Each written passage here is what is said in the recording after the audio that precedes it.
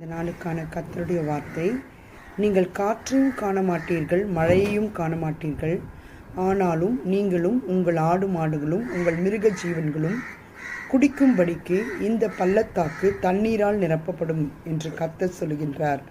2 ராஜாக்கள் 3:17. ஆமென். காற்றை கண்டாதான் மழை வரும் என்ற ஒரு அடையாளம் உண்டு.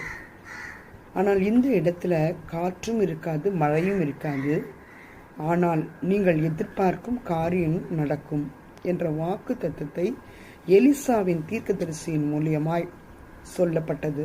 ஆம் தேவனுடைய பிள்ளைகளை, இந்த நாளில் கூட நீங்கள் ஜெபிக்கின்ற காரியங்களுக்கு, அதிகமாய் காத்திருக்கிற காரியங்களுக்கு ஒரு அடையாளம் கொடுக்கப்படாவிட்டாலும் நீங்கள் எதை எதிர்பார்த்து இருக்கிறீர்களோ அது நிறைவாய் நடக்கும் என்பதை கர்த்தர் உறுதிப்படுத்துகின்ற வசனமாய் இது இருக்கின்றது.